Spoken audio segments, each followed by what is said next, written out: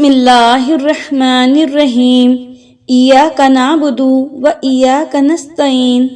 السلام علیکم یوٹیوب سامعین، اللہ کریم آپ سب کو سدا عافیت کے سائے میں رکھے، آمین ثم آمین۔ محترم سامعین، ہماری کس قدر خوش قسمتی ہے کہ اللہ کریم نے ہم پر 5 وقت کی نمازیں فرض فرمائیں اور بہت سارے ثواب عطا کرنے کے ساتھ ساتھ یہ بھی احسان فرمایا کہ وہ نماز کی برکت سے ہمارے گناہ بھی معاف فرما دیا کرتا ہے۔ سبحان اللہ۔ اللہ رب العزت کی رحمت کے اس خزانے کو جو نہ لوٹے وہ کس قدر محروم اور بد نصیب ہے۔ معزز سامعین، آج میں بات کروں گی ایک ایسے نمازی کی جس کے بارے میں سن کر آپ کا ایمان تازہ ہو جائے گا۔ اس سے پہلے آپ کو یاد دلاتی چلوں، اگر آپ نے ابھی تک میرا چینل مدینہ اسلامک آفیشیل کو سبسکرائب نہیں کیا ہے تو میرے آپ سے گزارش ہے میرے چینل کو سبسکرائب کریں، لائک کریں اور دوست احباب میں شیئر کریں، اس سے میری حوصلہ افزائی ہوتی ہے۔ جزاک اللہ۔ حضرت ابو ذر غفاری رضی اللہ تعالیٰ عنہ فرماتے ہیں، سرکار مدینہ صلی اللہ علیہ وسلم سردیوں کے موسم میں باہر تشریف لے گئے اور اس وقت درختوں کے پتے جھڑتے تھے۔ آپ صلی اللہ علیہ وسلم نے ایک درخت کی 2 شاخیں پکڑ کر انہیں ہلایا، ان سے پتے جھڑنے لگے۔ آپ صلی اللہ علیہ وسلم نے فرمایا، اے ابو ذر، جب کوئی مسلمان اللہ پاک کی رضا کے لیے نماز پڑھتا ہے اس سے گناہ اس طرح گرتے ہیں جیسے درخت سے پتے۔ سبحان اللہ۔ معزز سامعین، ہم سب مسلمانوں میں سے خوش قسمت مسلمان وہ ہے جو 5 وقت کی نماز ادا کرتا ہے اور اس کے سارے گناہ اس طرح جھڑتے ہیں جیسے درختوں پر سوکھے ہوئے پتے۔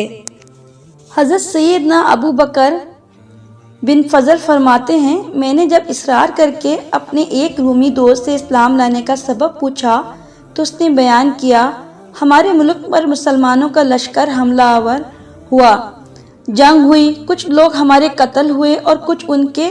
میں نے اکیلے 10 مسلمانوں کو قیدی بنا لیا۔ ملک روم میں میرا بہت بڑا گھر تھا، میں نے ان سب کو اپنے خادمین کے سپرد کر دیا۔ انہوں نے ان کو بیڑیوں میں جکڑ کر خچوں پر سوار لانے کے لیے کام پر لگا دیا۔ ایک دن میں نے ان قیدیوں پر مقرر ایک خادم کو دیکھا کہ اس نے ایک قیدی سے کچھ لیا اور اس کو نماز پڑھنے کے لیے چھوڑ دیا۔ میں نے اس خادم کو پکڑ کر مارا اور پوچھا، بتاؤ تم اس قیدی سے کیا لیتے ہو؟ تو اس نے بتایا، یہ ہر نماز کے وقت مجھے 1 دینار دیتا ہے۔ میں نے پوچھا، کیا اس کے پاس دینار ہیں؟ تو اس نے بتایا، نہیں، مگر جب یہ نماز سے فارغ ہوتا ہے تو اپنا ہاتھ زمین پر مارتا ہے اور اس سے 1 دینار نکال کر مجھے دے دیتا ہے۔ مجھے شوق ہوا کہ میں اس کی حقیقت کو جانوں، لہٰذا جب دوسرا دن ہوا تو میں اس خادم کا یونیفارم پہن کر اس کی جگہ کھڑا ہو گیا۔ جب ظہر کا وقت ہوا تو اس نے مجھے اشارہ کیا کہ مجھے نماز پڑھنے دے، میں تجھے 1 دینار دوں گا۔ میں نے کہا، میں 2 دینار سے کم نہیں لوں گا۔ اس نے کہا، ٹھیک ہے۔ میں نے اسے کھول دیا، اس نے نماز پڑھی۔ جب فارغ ہوا تو میں نے دیکھا کہ اس نے اپنا ہاتھ زمین پر مارا اور وہاں سے مجھے 2 دینار نکال کر دے دیے۔ جب عصر کا وقت ہوا تو میں نے اسے پہلی مرتبہ کی طرح اشارہ کیا کہ میں 5 دینار سے کم نہیں لوں گا۔ اس نے مان لیا۔ پھر جب مغرب کا وقت ہوا تو حسب معمول مجھے اشارہ کیا، میں نے کہا، میں 10 دینار سے کم نہیں لوں گا۔ اس نے میری بات مان لی اور جب نماز سے فارغ ہوا تو زمین سے 10 دینار نکال کر مجھے دے دیے، اور جب عشاء کی نماز کا وقت ہوا تو حسب عادت اس نے مجھے اشارہ کیا۔ میں نے کہا، میں 20 دینار سے کم نہیں لوں گا۔ پھر بھی اس نے میری بات تسلیم کر لی اور نماز سے فراغت پا کر اس نے زمین سے 20 دینار نکالے اور مجھے تھما کر کہنے لگا، جو مانگنا ہے مانگو، میرا مولا بہت غنی اور کریم ہے، میں اس سے جو مانگوں گا وہ دے گا۔ اس کا یہ معاملہ دیکھ کر مجھے یقین ہو گیا کہ یہ ولی اللہ ہے۔ مجھ پر اس کا رعب طاری ہو گیا اور میں نے اس کو زنجیروں سے آزاد کر دیا اور وہ رات میں نے رو کر گزاری۔ جب صبح ہوئی تو میں نے اسے بلا کر اس کی تعظیم و تکریم کی، اسے اپنا پسندیدہ نیا لباس پہنایا اور اختیار دیا کہ وہ چاہے تو ہمارے شہر میں عزت والے مکان یا محل میں رہے اور چاہے تو اپنے شہر چلا جائے۔ اس نے اپنے شہر جانا پسند کیا۔ میں نے ایک خچر منگوایا اور زیادہ راہ یعنی راستے کے اخراجات دے کر اسے خچر پر سوار کیا۔ اس نے مجھے دعا دی، اللہ پاک اپنے پسندیدہ دین پر تیرا خاتمہ فرمائے۔ اس کا یہ جملہ مکمل نہ ہوا تھا کہ میرے دل میں دین اسلام کی محبت گھر کر گئی۔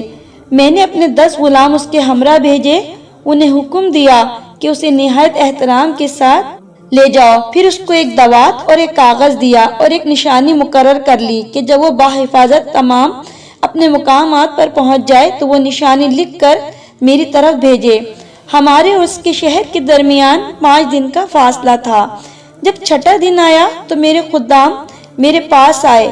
ان کے پاس رکہ بھی تھا جس میں اس کا خط اور وہ علامت موجود تھی۔ میں نے اپنے غلاموں سے جلدی پہنچنے کا سبب دریافت کیا تو انہوں نے بتایا کہ جب ہم اس کے ساتھ یہاں سے نکلے تھے تو ہم کسی تھکاوٹ اور مشقت کے بغیر گھڑی بھر میں وہاں پہنچ گئے، لیکن واپسی پر وہی سفر 5 دنوں میں طے ہوا۔ ان کی یہ بات سنتے ہی میں نے پڑھا، میں گواہی دیتا ہوں کہ اللہ کے سوا کوئی معبود نہیں، اور میں گواہی دیتا ہوں کہ یقیناً حضرت محمد مصطفیٰ صلی اللہ علیہ وسلم اللہ پاک کے رسول ہیں، اور بے شک دین اسلام حق ہے۔ پھر میں روم سے نکل کر مسلمانوں کے شہر آ گیا۔ معزز سامعین، دین اسلام کے بعد ہمارا سب سے بڑا رکن نماز ہے، جو ہر عاقل اور بالغ مسلمان مرد اور عورت پر فرض ہے، اور صرف 2 صورتوں کے علاوہ کسی حال میں معاف نہیں۔ نمبر 1، ایک جنون یا بے ہوشی مسلسل اتنی لمبی ہو جائے کہ 5 نمازوں کا وقت گزر جائے مگر ہوش نہ آئے تو یہ اس کی نمازیں معاف ہو جائیں گی اور ان کی قضا بھی لازم نہیں۔ نمبر 2، عورت کو حیض یا نفاس آ جائے تو ایسی حالت میں نماز معاف ہے، اگرچہ بیماری کتنی ہی شدید ہو، جب بھی نماز معاف نہیں۔ کھڑے ہو کر نہیں پڑھ سکتے تو بیٹھ کر ادا کریں، بیٹھ کر نہیں پڑھ سکتے تو لیٹ کر ادا کریں، اور اگر نہیں پڑھ سکتے تو صحت یابی کے بعد ان نمازوں کی قضا ادا کریں۔ اللہ اکبر۔